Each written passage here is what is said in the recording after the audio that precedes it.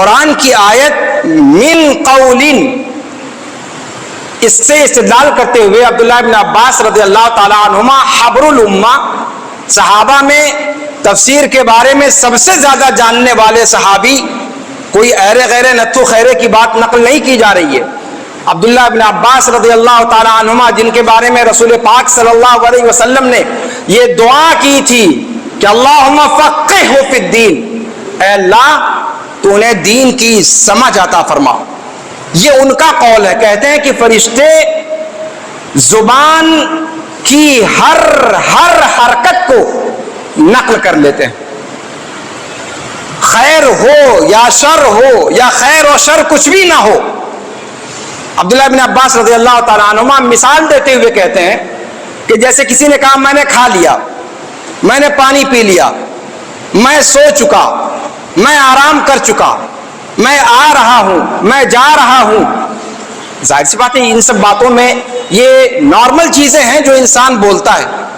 عبداللہ بن عباس رضی اللہ تعالیٰ عنہما فرماتے ہیں کہ یہ جملے بھی رقیب و عتید کی ڈائری میں نوٹ ہوتے ہیں۔ سورہ اسراء کے اندر اللہ رب العالمین نے فرمایا کہ وَلَا تَقْفُ مَا لَيْسَ لَكَ بِهِ عِلْمٌ إِنَّ السَّمْعَ وَالْبَصَرَ وَالْفُؤَادَ كُلُّ أُولَئِكَ كَانَ عَنْهُ مَسْئُولًا، جس کے بارے میں تمہیں کوئی علم نہیں ہے اس کے پیچھے نہ پڑو، کیونکہ انسان کے کان، آنکھ اور دل ان سب کے بارے میں استفسار کیا جائے گا۔ حاضرین جمعہ، سامعین و سامعات،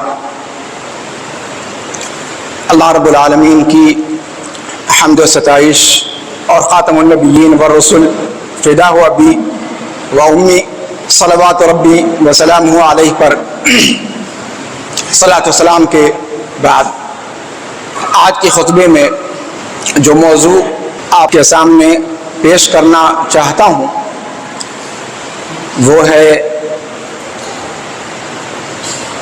زبان کے زخم یا بات کے زخم۔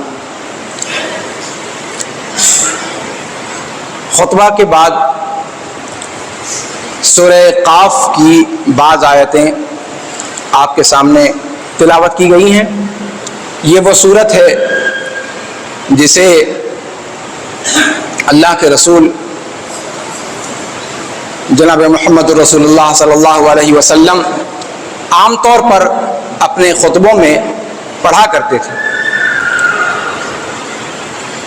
آپ صلی اللہ علیہ وسلم کی سنت متواترہ تھی کہ وہ جمعہ کے خطبے میں اس سورت کی آیات کی تلاوت فرمایا کرتے تھے۔ اس سورت مبارکہ میں جہاں شروع میں کفار و مشرکین کے حوالے سے اور بعث بعد الموت کے عقیدے، قیامت کے دن دوبارہ اٹھائے جانے کے عقیدے کو نہ ماننے کا تذکرہ ہے، اس کے لیے دلیلیں دی گئی ہیں۔ اس کے بعد اللہ رب العالمین نے سابقہ اقوام کے واقعات کو نقل کر کے تنبیہ کرنے کی کوشش کی ہے، اور پھر اس کے بعد وہ آیات ہیں جنہیں آپ کے سامنے خطبے کے بعد پڑھا گیا ہے۔ اللہ رب العالمین ان آیات کے اندر ارشاد فرماتا ہے کہ ہم نے انسان کو پیدا کیا،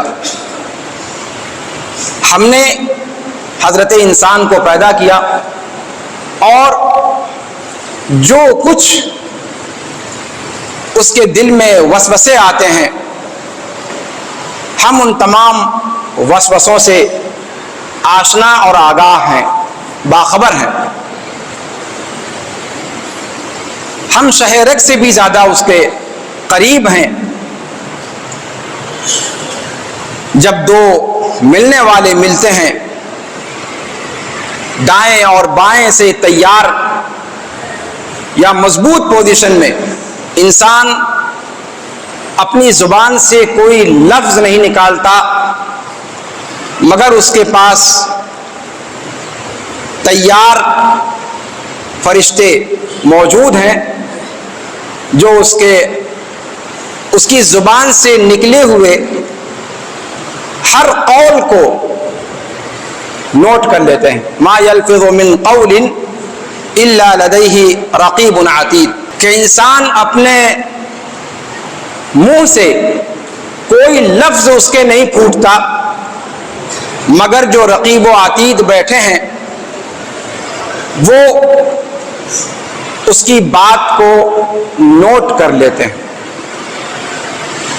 रक़ीब और अतीद का लफ्ज़ यहाँ पर इस आयत करीमा में इस्तेमाल किया गया है।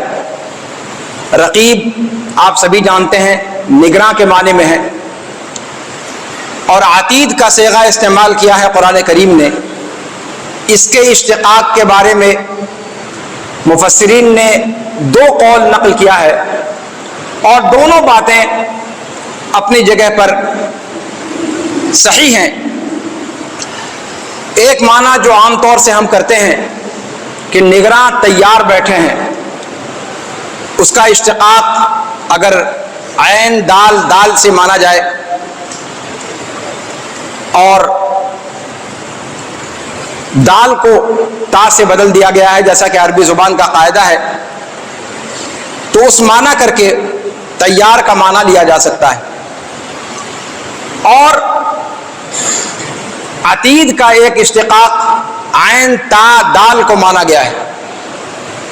अगर इस इश्तिक़ाक़ को लेते हैं तो इसका माना होगा कि जो निगरां अल्लाह रब्बुल आलमीन ने मुतय्यन कर रखे हैं वो बेइंतिहा ज़ोर आवर, बेइंतिहा शदीद, बेइंतिहा ताकतवर हैं। निगरां भी हैं और ताकतवर भी हैं, और निगरां को ताकतवर होना भी चाहिए। दोनों मज़मून अपने अपने सियाक़ के एतबार से मुफस्सिरीन ने यहाँ पर मुराद लिया है, और दोनों ही माना अपनी जगह पर दुरुस्त है। इमाम इब्न आशूर ने अपनी तहरीर व तनवीर के अंदर तफसील के साथ इस पर गुफ्तगू की है। यहाँ इस आयत करीमा में अल्लाह रब्बुल आलमीन ने ज़ुबान से निकलने वाले अल्फाज की अहमियत को उजागर किया है। अब्दुल्लाह इब्न अब्बास रज़ियल्लाहु ताला अन्हुमा व अरज़ाहुमा से रिवायत है, वो इस आयत की तफसीर में कहते हैं कि अल्लाह रब्बुल आलमीन ने जो ये फरमाया कि मा यल्फ़िज़ु मिन क़ौलिन, बंदा कोई लफ्ज उसकी जुबान से नहीं फूटता, इल्ला लदैहि रक़ीबुन अतीद, लेकिन वो नोट होता है रक़ीब के पास या अतीद के पास। इसकी तफसीर में अब्दुल्लाह बिन अब्बास रज़ियल्लाहु ताला अन्हुमा फरमाते हैं कि मसला ये नहीं है कि इंसान अपनी ज़ुबान से जो अच्छे और बुरे अक़वाल निकालता है, जो अच्छे और बुरे अल्फाज बोलता है, उसको वो लिख लेते हैं। मसला अगर यहां तक रहता तब भी गनीमत था। कुरान की आयत मिन क़ौलिन, इससे इस्तिदलाल करते हुए अब्दुल्लाह इब्न अब्बास रज़ियल्लाहु ताला अन्हुमा हब्रुल उम्मा, सहाबा में तफसीर के बारे में सबसे ज्यादा जानने वाले सहाबी, कोई ऐरे गैरे नत्थु खैरे की बात नकल नहीं की जा रही है। अब्दुल्लाह इब्न अब्बास रज़ियल्लाहु ताला अन्हुमा, जिनके बारे में रसूल पाक सल्लल्लाहु अलैहि वसल्लम ने ये दुआ की थी कि अल्लाहुम्मा फ़क़्क़िहु फ़िद्दीन, ऐ अल्लाह तो उन्हें दीन की समझ अता फरमा। ये उनका कौल है। कहते हैं कि फरिश्ते जुबान की हर हरकत को नकल कर लेते हैं, खैर हो या शर हो, या खैर और शर कुछ भी ना हो। अब्दुल्लाह बिन अब्बास रज़ियल्लाहु ताला अन्हुमा मिसाल देते हुए कहते हैं कि जैसे किसी ने कहा मैंने खा लिया, मैंने पानी पी लिया, मैं सो चुका, मैं आराम कर चुका, मैं आ रहा हूं, मैं जा रहा हूं। जाहिर सी बात है इन सब बातों में ये नॉर्मल चीजें हैं जो इंसान बोलता है। अब्दुल्लाह बिन अब्बास रज़ियल्लाहु ताला अन्हुमा फरमाते हैं कि ये जुमले भी रक़ीब व अतीद की डायरी में नोट होते हैं। खैर और शर का मामला तो दूर की बात है, आप क्या अच्छी बात कर रहे हैं, क्या बुरी बात कर रहे हैं, अच्छी बात का सवाब और बुरी बात का गुनाह वो तो एक अलग मसाला है। यहां उससे बढ़ करके मामला है वो बातें जो रोजमर्रा की हैं, فرشتے ان کو بھی نوٹ کر لیا کرتے ہیں۔ عبداللہ بن عباس رضی اللہ تعالیٰ عنہما فرماتے ہیں کہ یہ فرشتے ان ساری گفتگو کو نوٹ کر لیتے ہیں۔ پھر آتا ہے جمعرات کا دن، اور جمعرات کے دن پھر دونوں بیٹھ کر خیر کو خیر کے خانے میں، شر کو شر کے خانے میں، اور جو خیر اور شر کے علاوہ چیزیں کہی گئی ہیں اس کو چھانٹ کر باہر کر دیتے ہیں۔ لیکن جس وقت نوٹ کیا جاتا ہے اس وقت ہماری زبان سے نکلی ہوئی ہر بات، ہر لفظ صحابہ کرام ہی سے منقول ہے اور سلف سے ہی اس کی تفسیر منقول ہے۔ امام احمد رحمہ اللہ سے غالباً یہ چیز منقول ہے، کہتے ہیں کہ لفظ تو چھوڑیے، یہاں تک کہ ایک بیمار اگر بیماری کی حالت میں آہ آہ جو اس کی انین نکلتی ہے، جو اس کی تکلیف اور کراہ کی آواز نکلتی ہے، فرشتے اس تک کو نوٹ کر لیتے ہیں۔ ما یلفظ من قول الا لدیہ رقیب عتید۔ قرآن کریم کی اس آیت سے ہمارے سامنے زبان کی خطرناکی اور زبان کے عزم کی اہمیت کھل کر سامنے آتی ہے۔ کس طریقے سے یہ گوشت کا ایک لوتھڑا حضرت انسان کو یا تو نجات دلوائے گا اور یا تو انسان کو ہلاکت اور بربادی کے دہانے پر پہنچا دے گا۔ آئیے میں نصوص کی روشنی میں بات کو آگے بڑھانے کی کوشش کرتا ہوں، چونکہ وقت بڑا مختصر رہتا ہے جمعہ کے خطبے کا، ورنہ آیت کی تشریح میں ہی اچھی خاصی باتیں مفسرین کے اقوال کی روشنی میں کہی جا سکتی ہیں، لیکن میں یہ چاہتا ہوں کہ قرآن و سنت کی نصوص کی روشنی میں دیگر ادلہ کو آپ کے سامنے پیش کروں تاکہ اس بات کی خطرناکی ہمارے سامنے عیاں ہو جائے۔ زبان سے انسان جب کوئی بات کہتا ہے احساس نہیں کرتا کہ اس کی زبان کا زخم، اس کی کہی ہوئی بات کا زخم کس قدر گہرا ہوتا ہے،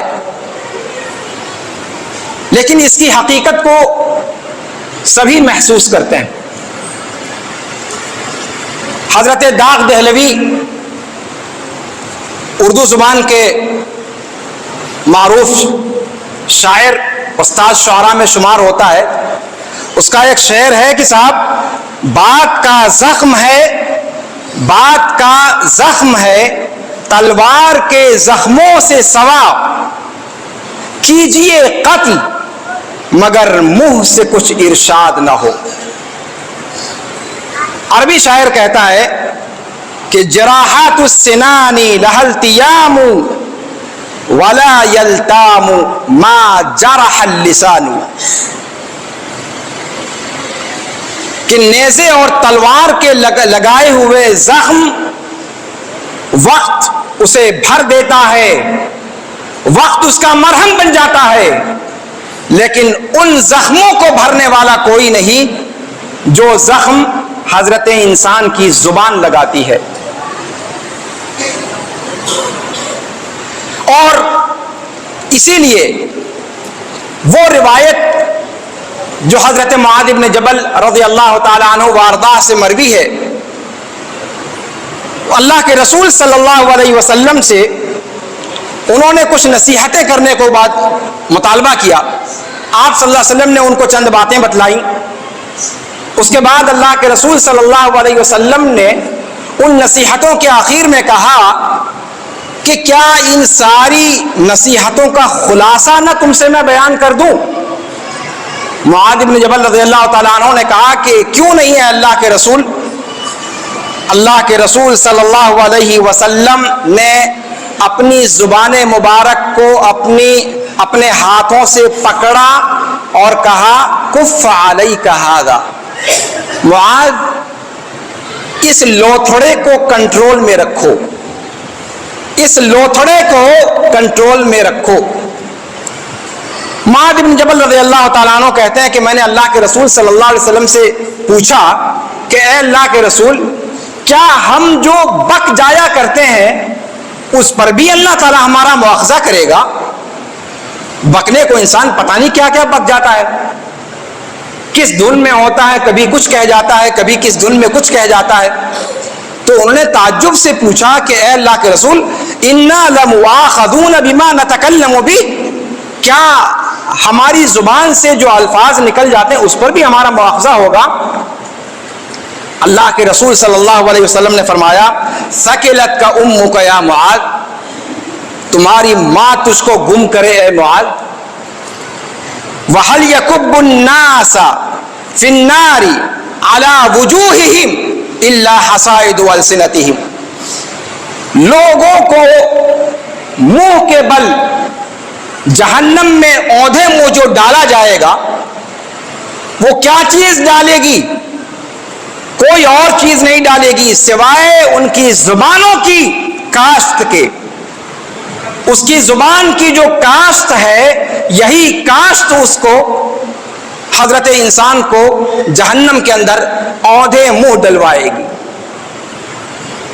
یعنی بقیہ اعمال کا یہاں پر اللہ کے رسول صلی اللہ علیہ وسلم نے شمار نہیں کیا، اس لیے کہ سب سے بڑی چیز جو انسان کو جہنم میں لے جانے والی ہے وہ یہی زبان ہے۔ اسی لیے ابو موسیٰ اشعری رضی اللہ تعالیٰ عنہ کی ایک روایت، متفق علیہ روایت میں آپ صلی اللہ علیہ وسلم نے فرمایا کہ صحیح معنوں میں مسلمان وہ بندہ ہے من سلم المسلمون من لسانہ و یدہ، کہ جس کی زبان اور جس کے ہاتھ سے دوسرا مسلمان محفوظ رہ گیا، ایسا مسلمان سچا مسلمان ہے۔ یہاں پر آپ کہہ سکتے ہیں کہ انسان ظلم اور زیادتی زبان سے بھی کرتا ہے، ہاتھ سے بھی کرتا ہے، پیر سے بھی کرتا ہے، آنکھ سے بھی کرتا ہے، اور اعضاء و جوارح سے بھی کرتا ہے، لیکن صرف زبان کو یہ تمغہ کیوں عطا کیا گیا؟ اس کے بارے میں شارحین کہتے ہیں کہ زبان دراصل حقیقت تو اللہ جانتا ہے، لیکن جیسے آپ اپنے ہاتھ کو استعمال کرتے ہیں، اپنے پیر کو استعمال کرتے ہیں اپنے سامنے موجود لوگوں پر ظلم و ستم کرنے کے لیے یا اچھائی کرنے کے لیے، لیکن حضرت زبان کا جو مسئلہ ہے وہ یہ نہیں دیکھتی کہ جس کے بارے میں گفتگو کی جا رہی ہے وہ آپ کے سامنے موجود ہے، یا آپ سے 2000 کلومیٹر دور ہے، یا آپ سے 400 سال پہلے قبر کی مٹی میں دفن کیا جا چکا ہے۔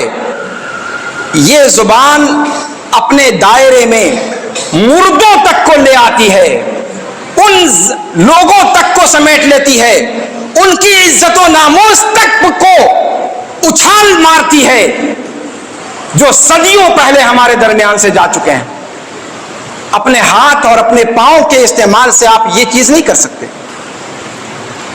یہ وجہ ہے کہ زبان کا معاملہ بقیہ اعضاء کے مقابلے میں زیادہ اہمیت کے ساتھ بیان کیا گیا۔ گوشت کا ایک لوتھڑا، لجلجا سا، پلپلا سا، لیکن یہ ہے اس کی معنویت کہ صرف یہی انسان کو جہنم کے دہانے پر پہنچا سکتی ہے اکیلے۔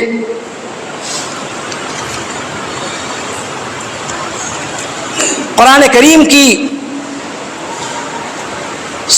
ایک اور آیت سورہ انفطار کے اندر، وہاں اللہ رب العالمین نے ارشاد فرمایا کہ وَإِنَّ عَلَيْكُمْ لَحَافِظِينَ كِرَامًا كَاتِبِينَ يَعْلَمُونَ مَا تَفْعَلُونَ، تم پر نگراں مقرر ہیں اور وہ نگراں معزز ہیں، کرامہ معزز فرشتے ہیں وہ، اور کاتبین صرف وہ نوٹ یا پھر وہ سنتے نہیں بلکہ وہ ساری باتوں کو لکھ لیا کرتے ہیں۔ آپ جانتے ہیں کہ لکھنا کسی چیز کو قید کرنے کی سب سے مضبوط شکل ہے، کرامن کاتبین، وہ معزز فرشتے ہیں اور لکھ لیا کرتے ہیں، یعلمون ما تفعلون، جو کچھ بھی تم کرتے ہو وہ ان سب سے بخوبی آگاہ اور واقف ہے۔ عمر بن عبدالعزیز رحمہ اللہ کا قول ہے کہ اصل میں پریشانی یہ ہے کہ انسان یہ سمجھتا ہے کہ انسان کا عمل یا انسان کا فعل وہ ہے جو انسان اپنے اعضاء و جوارح سے انجام دیتا ہے، زبان سے کہی ہوئی بات کو وہ عمل نہیں مانتا، وہ فعل نہیں مانتا، جبکہ اساس سارے اعمال کی وہی زبان کا نکلا ہوا قول ہے۔ زبان سے نکلی ہوئی بات وہ سب سے اہم ہے۔ سورہ نور کے اندر اللہ رب العالمین نے ارشاد فرمایا کہ والذین یؤذون المؤمنین والمؤمنات بغیر ما اکتسبوا فقد احتملوا بہتانا واثما مبینا، سورہ احزاب آیت نمبر 58، کہ وہ لوگ جو مومن مردوں کو اور مومن عورتوں کو تکلیف دیتے ہیں ایسی چیزوں کے ذریعے سے جو ان کا کچھ جو ان کا کیا دھرا بھی نہیں ہے، یہ لوگ حقیقت میں بڑے گناہ کے مرتکب ہیں اور بہتان اللہ رب العالمین پر، ان لوگوں پر بہتان تراش رہے ہیں۔ سورہ اسراء کے اندر اللہ رب العالمین نے فرمایا کہ وَلَا تَقْفُ مَا لَيْسَ لَكَ بِهِ عِلْمٌ إِنَّ السَّمْعَ وَالْبَصَرَ وَالْفُؤَادَ كُلُّ أُولَئِكَ كَانَ عَنْهُ مَسْئُولًا، جس کے بارے میں تمہیں کوئی علم نہیں ہے اس کے پیچھے نہ پڑو، کیونکہ انسان کے کان، آنکھ اور دل ان سب کے بارے میں استفسار کیا جائے گا۔ بعض سلف کا قول ہے کہ انسان کبھی غور نہیں کرتا کہ اللہ تعالیٰ نے اس کو کان دو دیے، زبان ایک کیوں دی۔ اس پر اگر غور کر لے تو بات سمجھ میں آ جائے کہ انسان جتنا سنے اس کا نصف سے نصف بولے، سننا زیادہ ہونا چاہیے، بولنا کم ہونا چاہیے، لیکن ہم بولتے زیادہ ہیں، سنتے کم ہیں۔ یہ عجیب و غریب ہمارا رویہ اور ہماری روش ہے۔ سورہ فجر کے اندر اللہ رب العالمین نے فرمایا ان ربک لبالمرصاد، تیرا رب گھات میں بیٹھا ہے، گھات میں بیٹھا ہوا آپ کی ایک ایک حرکت کو واچ کر رہا ہے۔ اسی آیت کو بعض سلف نے پڑھا اور اس کے بعد انہوں نے کہا کہ صاحب جب اللہ رب العالمین خود بندے کی گھات میں ہے تو پھر ہمیں فکر کرنے کی کیا ضرورت ہے؟ اگر کوئی بندہ آپ کے بارے میں بدگوئی کرتا ہے، کوئی بات آپ کے بارے میں کہتا ہے، تو اللہ رب العالمین خود اس کو نوٹ کر لیتا ہے، اللہ رب العالمین خود اس پر ایکشن لے گا اور بیٹھے بٹھائے آپ کا نامہ اعمال بڑھتا چلا جائے گا۔ روایات میں اس کا بھی تذکرہ ملتا ہے کہ قیامت کے دن بعض افراد آئیں گے اور وہ اپنے اعمال نامے میں بعض ان نیکیوں کو بھی پائیں گے جنہیں انہوں نے کبھی کیا ہی نہیں۔ اللہ رب العالمین سے استفسار کریں گے، اللہ رب العالمین فرمائے گا کہ یہ فلاں شخص تمہارے بارے میں اس نے یہ غیبت کی تھی، فلاں شخص اس نے تمہارے بارے میں یہ چغلی کی تھی، فلاں شخص اس نے تمہارے بارے میں فلاں بات کہی تھی۔ ان کے اجور کو لے کر کے اللہ رب العالمین اس کے حسنات کو بڑھا دے گا اور اس کے حسنات کی تعداد بڑھ جائے گی، اور کہنے والے جو بولنے والے ہیں جنہوں نے کبھی سان و گمان نہیں کیا ہوگا کہ ان کے ساتھ کیا ہو گیا۔ اس لیے کہ آپ جانتے ہیں متفق علیہ روایت ہے، اللہ کے رسول صلی اللہ علیہ وسلم کے الفاظ ہیں کہ ان الرجل لا يتكلم بالكلمة من رضوان الله ما كان يظن ان تبلغ ما بلغت یکتب اللہ بہا رضوانہ الی یوم یلقاہ وَإِنَّ الرَّجُلَ لَيَتَكَلَّمُ بِالْكَلِمَةِ مِنْ سَخَطِ اللَّهِ مَا كَانَ يَظُنُّ أَنْ تَبْلُغَ مَا بَلَغَتْ يَكْتُبُ اللَّهُ بِهَا سَخَطَهُ إِلَى يَوْمِ الْقِيَامَةِ۔ بخاری کی روایت ہے یہ، اور مسلم شریف کی روایت میں الفاظ کا تھوڑا سا فرق ہے اسی روایت میں، کہ بندہ اللہ کی خوشنودی کے کلمات میں سے کوئی کلمہ بولتا ہے، اسے کوئی اندازہ نہیں ہوتا کہ یہ کلمہ کہاں تک پہنچے گا، اللہ رب العالمین اس کلمے کے ذریعے سے اس کا اجر قیامت تک کے لیے لکھ دیتا ہے اس کے لیے۔ اور ایک بندہ اللہ کی ناراضگی کی باتوں میں سے کوئی بات کرتا ہے، اسے اندازہ نہیں ہوتا کہ جو بات اس کی زبان سے نکلی ہے وہ کہاں تک پہنچے گی، وہ وہاں تک پہنچ جائے گی جہاں پہنچ گئی۔ اللہ رب العالمین اس کے ذریعے سے اپنی ناراضگی لکھ دیتا ہے، اور قیامت تک وہ اللہ کی ناراضگی اس پر مسلط رہتی ہے۔ یہ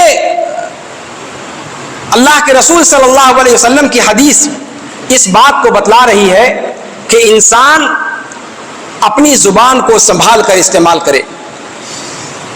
اور سلف کا جو طریقہ تھا وہ یہ کہ وہ جب ان کے سامنے کوئی آ کر کہتا تھا کہ فلاں شخص آپ کی غیبت کر رہا ہے، وہب ابن منبہ کے بارے میں آتا ہے کہ ایک صاحب آئے اور ان سے کہا کہ فلاں فلاں شخص تو آپ کی غیبت کرتا ہے، تو انہوں نے کہا کمبخت مارے، شیطان نے تمہارے علاوہ کسی کو اپنا ہرکارا نہیں پایا تھا کہ وہ ہم تک لا کر کے اپنی بات کو پہنچائے؟ ارے ہمارے پاس پہنچانے کی کیا ضرورت ہے، مجھے بیٹھے بٹھائے نیکیاں مل رہی ہیں، بیٹھے بیٹھائے نیکیاں مل رہی ہیں، تم میری اس کے بارے میں رائے خراب کرنے کے چکر میں کیوں پڑے ہو؟ یہی معاملہ امام ابو حنیفہ رحمہ اللہ کے بارے میں عبداللہ ابن مبارک رحمہ اللہ نے ذکر کیا ہے کہ امام ابو حنیفہ رحمہ اللہ سے کہا گیا کہ کبھی آپ کو سنا نہیں گیا کہ آپ نے کسی کی غیبت کی ہو، جبکہ دوسرے علماء یا دوسرے لوگ ان کی زبان سے کبھی نہ کبھی کسی کی بات نکل جایا کرتی ہے۔ تو جواب میں کہا کہ امام ابو حنیفہ رحمہ اللہ رب العالمین نے ان کو اتنی عقل عطا کر دی تھی کہ وہ اپنی نیکیاں پھوکٹ میں کسی کے حوالے کرنے کے لیے تیار نہیں تھے۔ تو یہ احساس، یہ شعور جو اسلاف کے ہاں ہمیں نظر آتا ہے وہ اس چیز کی حقیقت کو جاننے کی وجہ سے۔ سلف میں سے بعض سے یہ قول منقول ہے کہ اللہ کے رسول صلی اللہ علیہ وسلم کے زمانے میں غیبت، چغلی، کسی کی برائی کرنا، کسی کا تمسخر کرنا، کسی کا مذاق اڑانا، یہ سب چیزیں بڑی بدبودار سمجھی جاتی تھی، اور ایسا کرنے والا شخص لوگ اس کے پاس نہیں پھٹکتے تھے۔ لیکن کیا ہو گیا ہے کہ اللہ کے رسول صلی اللہ علیہ وسلم کے زمانے کے بعد لوگ اس کو بہت آسان سمجھ کر کے استعمال کرتے ہیں اور اس کا شعور ان کو نہیں ہوتا۔ تو وہ عالم جن کے سامنے یہ بات کہی گئی تھی انہوں نے جواب میں کہا کہ وجہ یہ ہے کہ اللہ کے رسول صلی اللہ علیہ وسلم کے زمانے میں ان کے مربی صحابہ کرام کے خود اللہ کے رسول صلی اللہ علیہ وسلم تھے، اور وہ اپنے صحابہ کرام کو ہر چھوٹی بڑی بات پر وقت پر تنبیہ کر دیا کرتے تھے۔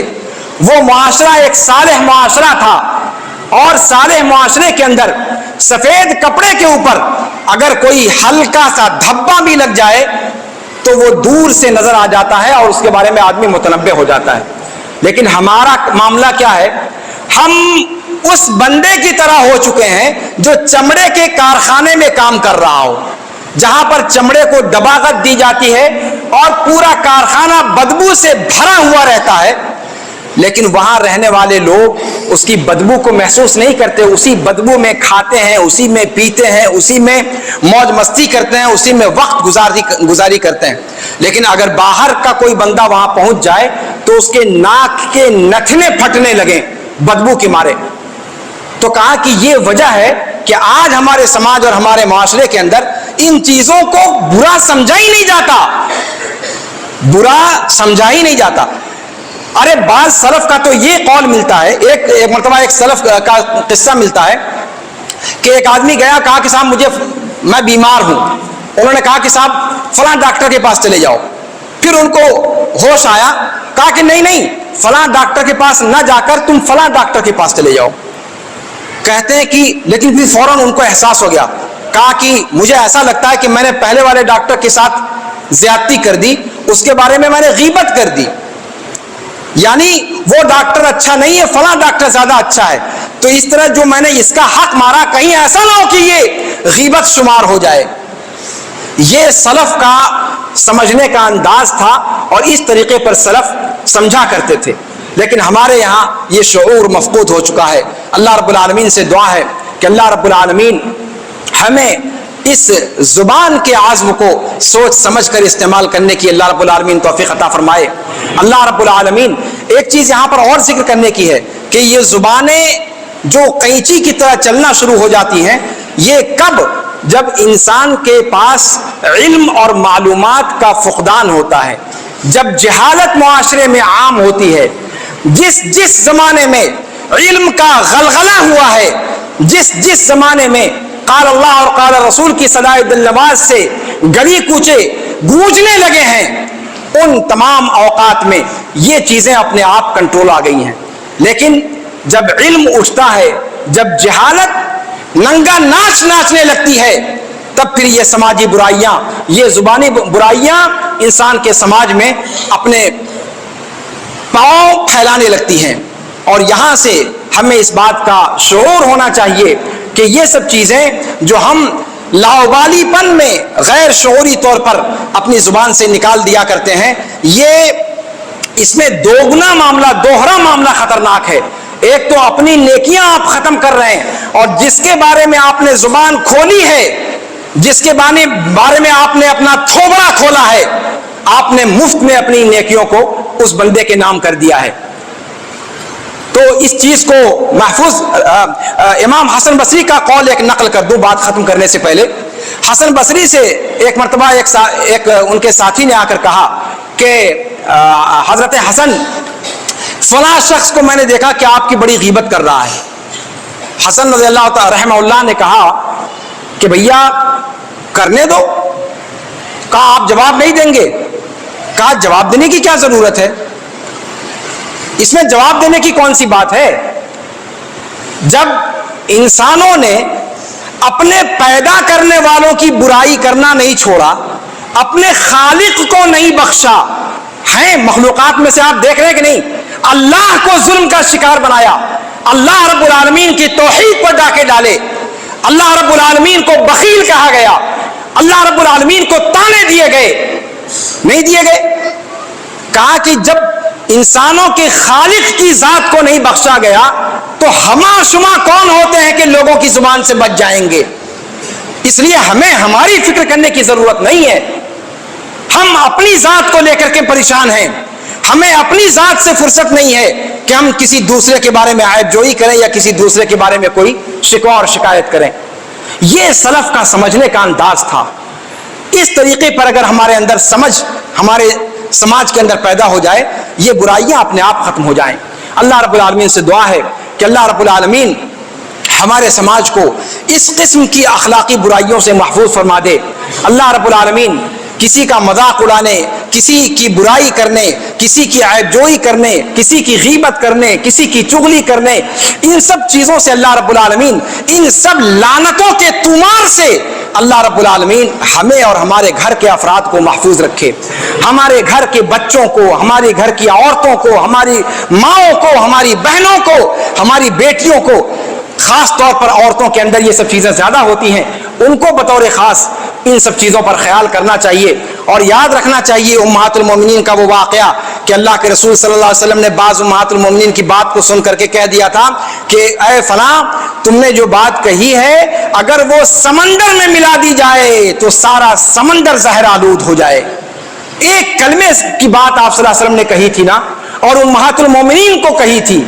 اس لیے ہماری ماؤں اور بہنوں کو بطور خاص اس سلسلے میں بیدار مغز ہونا چاہیے اور اپنی زبان کو کنٹرول کرنا چاہیے. نیکیاں کم کرو چلے گا, لیکن اپنی نیکیاں مفت میں کسی کے حوالے نہ کرو, یہ زیادہ ضروری ہے. کسی کی عزت و آبرو اور جیسے قرآن نے کہا کہ اپنے مردہ بھائی کا گوشت کھانے کے مترادف ہے، کیا تم میں سے کوئی اس بات کو گوارا کرے گا؟ اللہ رب العالمین زبان کی لعنتوں اور زبان کی جو برائیاں ہیں، اللہ رب العالمین ان امراض سے ہمیں محفوظ رکھے۔ اللہ رب العالمین ہمارے دلوں کو صاف و شفاف بنا دے۔ اللہ رب العالمین ہمارے دلوں سے حسد کو، بغض کو، کینہ کو، کپٹ کو، اللہ رب العالمین تکبر کو، غرور کو، فخر کو، اللہ رب العالمین یہ ساری چیزوں سے ہمارے دلوں کو پاک کر دے۔ اللہ رب العالمین جب ہم تیرے پاس پہنچیں تو قلب سلیم لے کر کے پہنچیں، محفوظ دل لے کر کے پہنچیں، شفاف دل لے کر کے پہنچیں، اور یہ شفاف دل جس کے پاس ہوگا وہی اس دن نجات پانے والا ہے، اس کے علاوہ کسی کو نجات مقدر نہیں ہے۔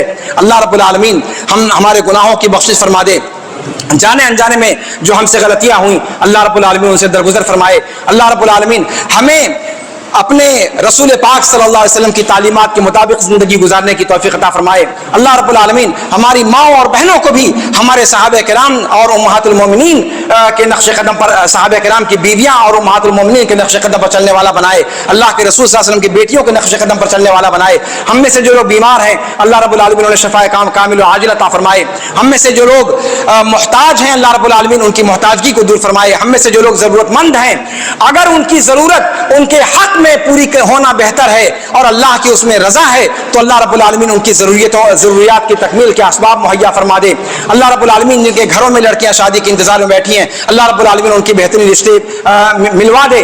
اللہ رب العالمین ہم میں سے جن لوگوں کے جو لوگ اس دنیا سے جا چکے اللہ رب العالمین ان کی غلطیوں کو، ان کے گناہوں کو بخش دے۔ اللہ رب العالمین ان کی قبروں کو تحت نگاہ کشادہ کر دے۔ اللہ رب العالمین ہم جب ان تک پہنچیں تو ہمارا بھی حاصل اللہ رب العالمین نبیین، صدیقین، شہداء و صالحین کے ساتھ فرمائے۔ اقول قولی ھذا واستغفر اللہ لی ولکم ولسائر المسلمین فاستغفروہ من کل ذنب انہ هو الغفور الرحیم۔ مشرب مہر وفا ہے مسلک اہل حدیث، جادہ صدق و صفا